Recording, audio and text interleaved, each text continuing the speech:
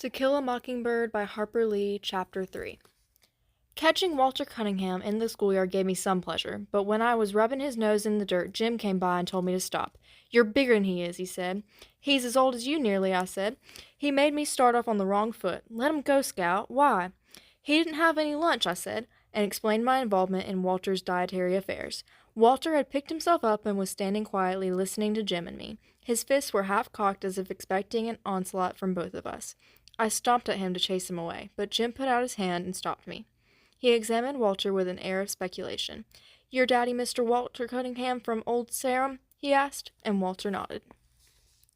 Walter looked as if he had been raised on fish food. His eyes, as blue as Dill Harris's, were red-rimmed and watery. There was no color in his face except at the tip of his nose, which was moistly pink. He fingered the straps of his overalls, nervously picking at the metal hooks. Jim suddenly grinned at him. "Come on home to dinner with us, Walter," he said. "We'll be glad to have you." Walter's face brightened, then darkened. Jim said, "Our daddy's a friend of your daddy's. Scout here. She's crazy. She won't fight you anymore." "I wouldn't be too certain of that," I said. Jim's free suspension of my pledge irked me, but precious noontime minutes were ticking away. "Yeah, Walter, I won't jump on you again. Don't you like butter beans? Our cow's a real good cook." Walter stood where he was, biting his lip. Jim and I gave up, and we were nearly to the Radley place when Walter called, "Hey, I'm coming." When Walter caught up with us, Jim made pleasant conversation with him. "A haint lives there," he said, cordially, pointing to the Radley house. "Ever hear about him, Walter?" "Reckon I have," said Walter. "Almost died first year I came to school and ate them pecans. Folks say he poisoned 'em, put 'em out over the school side of the fence." Jim seemed to have little fear of Boo Radley now that Walter and I walked beside him. Indeed, Jim grew boastful. "I went all the way up to the house once," he said to Walter. "Anybody who went up to the house once ought not to still run every time he passes it," I said to the clouds above. "And who's running, Miss Priss?" "You are, when ain't nobody with you." By the time we reached our front steps, Walter had forgotten he was a Cunningham. Jim ran to the kitchen and asked Calpurnia to set an extra plate. We had company. Atticus greeted Walter and began a discussion about crops neither Jim or I could follow.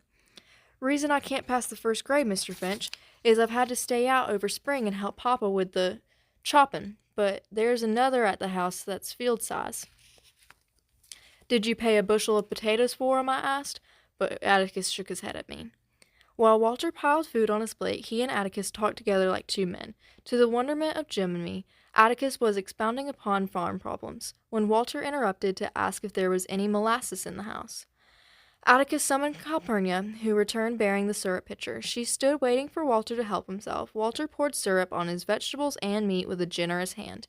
He would probably have poured it into his milk glass had I not asked what the Sam Hill he was doing.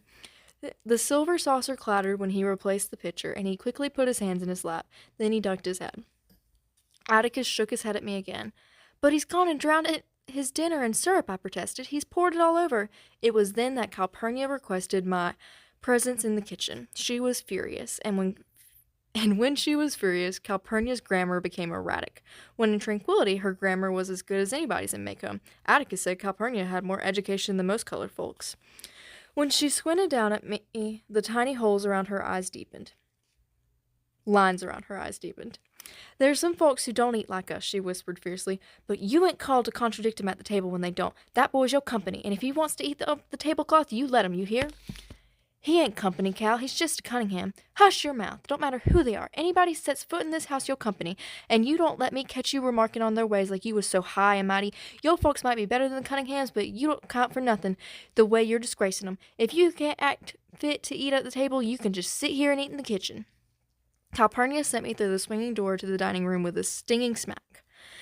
I retrieved my plate and finished dinner in the kitchen, thankful, though, that I was spared the humiliation of facing them again. I told Calpurnia to just wait. I'd fix her. One of these days when she wasn't looking, I'd go off and drown myself in Barker's Eddy, and then she'd be sorry. Besides, I added, she'd already gotten me in trouble once today. She had taught me to write, and it was all her fault. "Hush your fussing," she said. Jim and Walter returned to school ahead of me. Staying behind to advise Atticus of Calpurnia's iniquities was worthy of a solitary sprint past the Radley place. "She likes Jim better than she likes me anyway," I concluded, and suggested that Atticus lose no time in packing her off. "Have you ever considered that Jim doesn't worry her half as much?" Atticus's voice was flinty. I've no intention of getting rid of her, now or ever. We couldn't operate a single day without Cal. Have you ever thought of that? You ever think of how much Cal does for you? And you mind her, you hear? I returned to school and hated Calpurnia steadily until a sudden shriek shattered my resentments. I looked up to see Miss Caroline standing in the middle of the room, sheer horror flooding her face. Apparently, she had revived enough to persevere in her profession. "It's alive!" she screamed. The male population of the class rushed as one to the male population of the class rushed at once rushed as one to her assistance. Lord, I thought she's scared of a mouse. Little Chuck Little, whose patience with all living things was phenomenal, said, "Which way did he go, Miss Caroline? Tell us where he went. Quick, D.C." He turned to a boy behind him. "D.C., shut the door and we'll catch him. Quick, ma'am, where'd he go?" Miss Caroline pointed a shaking finger not at the floor nor at a desk, but to a hulking individual unknown to me. Little Chuck's face contracted, and he said gently, "You mean him, ma'am?" "Yes'm, he's alive. Did he scare you some way?" Miss Caroline said desperately, "I was just walking by when it crawled out of his hair. Just crawled out of his hair." Little Chuck ground broadly. "There ain't no need to fear a cootie, ma'am. Ain't you ever seen one? Now don't you be afraid. You just go back to your desk and teach us some more." Little Chuck Little was another member of the population who didn't know where his next meal was coming from, but he was a born gentleman. He put his hand under her elbow and led Miss Caroline to the front of the room. "Now don't you fret, ma'am," he said. "There ain't no need to fear a cootie. I'll just fetch you some cool water." The cootie's host showed not the faintest interest in the furor he had wrought.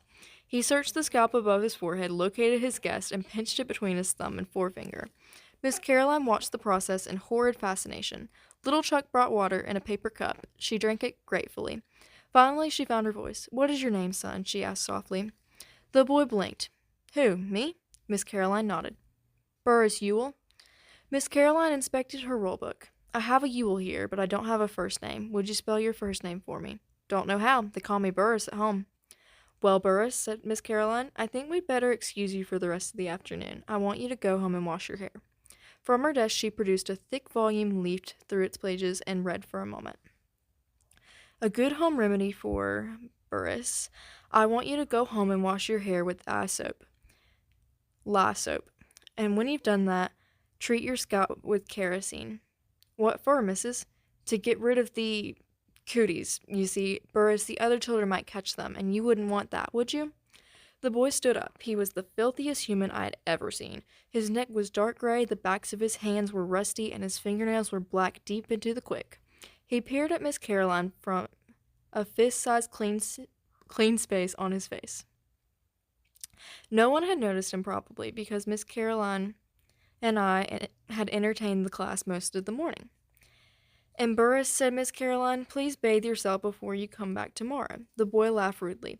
"You ain't sending me home, missus. I was on the verge of leaving. I done my time for this year." Miss Caroline looked puzzled. "What do you mean by that?" The boy did not answer. He gave a short, contemptuous snort. One of the elderly members of the class answered her. "He's one of the Ewells, ma'am," and I wondered if this explanation would be as unsuccessful as my attempt, but Miss Caroline seemed willing to listen. "Whole school's full of 'em. They come the first day every year and then they leave. The truant lady gets 'em here 'cause she threatens 'em with the sheriff, but she's given up trying to hold 'em. She reckons she's carried out the law just getting their names on the roll and running 'em here for the first day. You're supposed to mark 'em absent the rest of the year." "But what about their parents?" asked Miss Caroline, in genuine concern. "Ain't got no mother," was the answer, "and their pa's right contentious."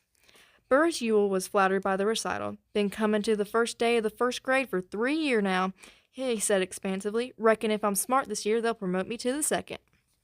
Miss Caroline said, "Sit back down, please, Burris," and the moment she said it, I knew she had made a serious mistake.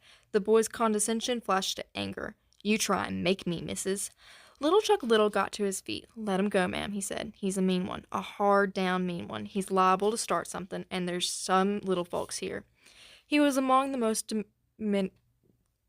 diminutive of men, but when Burris Ewell turned toward him, Little Chuck's right hand went to his pocket. "Watch your step, Burris," he said. "I'd soon kill you as look at you. Now go home." Burris seemed to be afraid of a child half his height, and Miss Caroline took advantage of his indecision. "Burris, go home."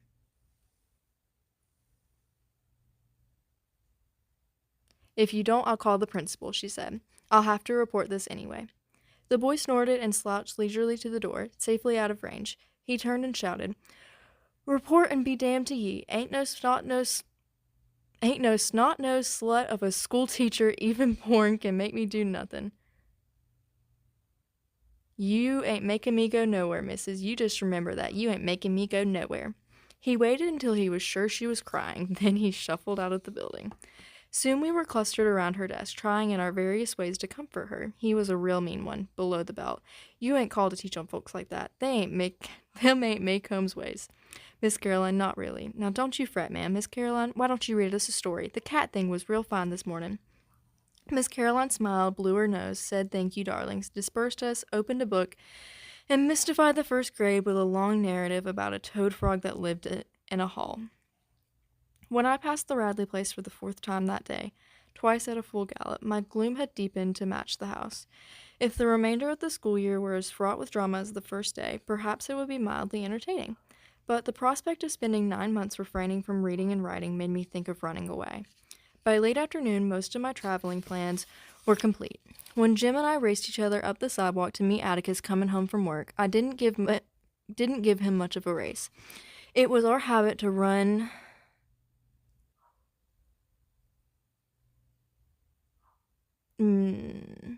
It was our habit to run meet Atticus the moment we saw him round the post office corner in the distance.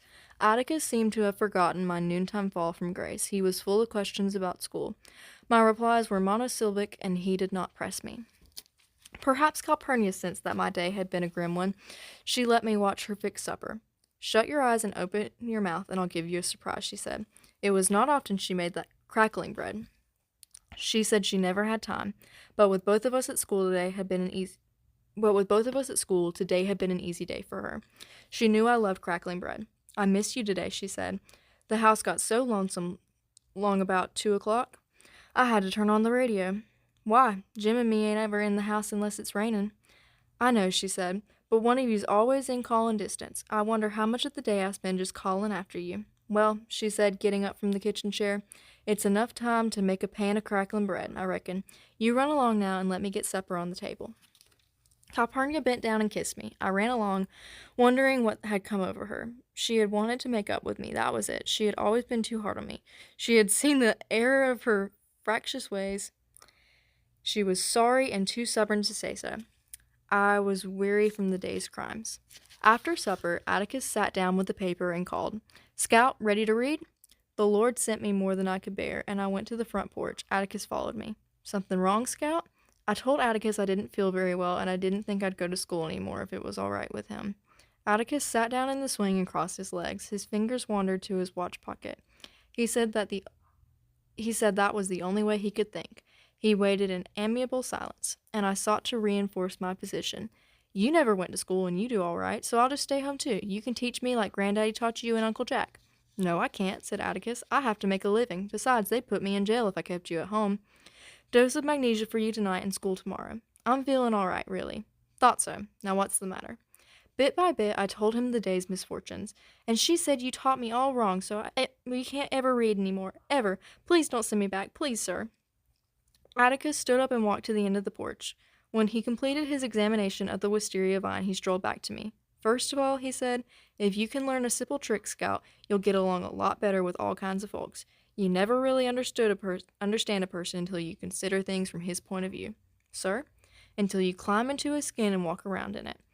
Atticus said I had learned many things today, and Miss Caroline had learned several things herself.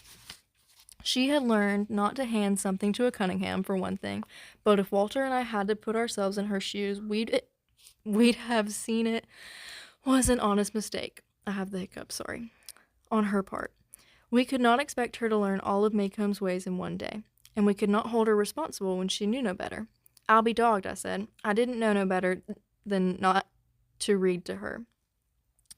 And she held me responsible. "Listen, Atticus, I don't have to go to school." I was bursting with a sudden thought. "Burris Ewell, remember? He goes to school the first day.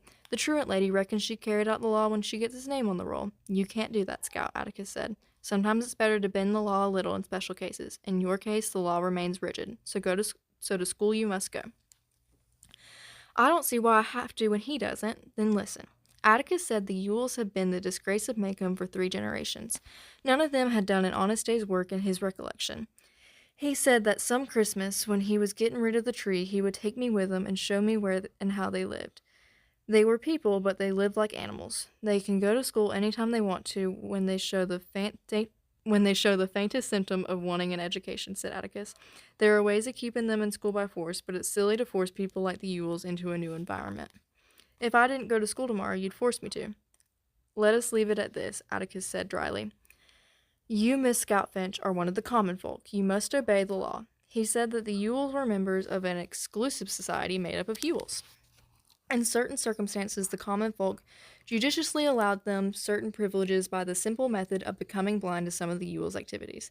They didn't have to go to school, for one thing. Another thing, Mr. Bob Yule, Burris's father, was permitted to hunt and trap out of season. Atticus, that's bad, I said. In Maycomb County, hunting out of season was a misdemeanor at law, a capital felony in the eyes of the populace. It's against the law, all right, said my father, and it's certainly bad, but when a man spends his relief checks on green whiskey and his children have a way of crying from hunger pains, I don't know of any landowner around here who begrudges those children any game their father can hit. Mr. Yule shouldn't do that.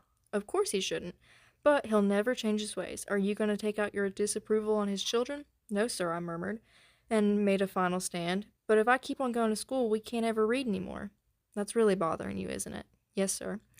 When Atticus looked down at me, I saw the expression on his face that always made me expect something. Do you know what a compromise is? He said. Bending the law? No. An agreement reached by mutual concessions. It works this way, he said. If you'll concede the necessity of going to school, we'll go on reading every night just as we always have. Is it a bargain? Yes, sir. We'll consider it sealed without the usual formality, Atticus said when he saw me preparing to spit. As I opened the front screen door, Atticus said, By the way, Scout, you better not say anything at school about our agreement. Why not? I'm afraid our activities would be received with considerable disapprobation by the more learned authorities.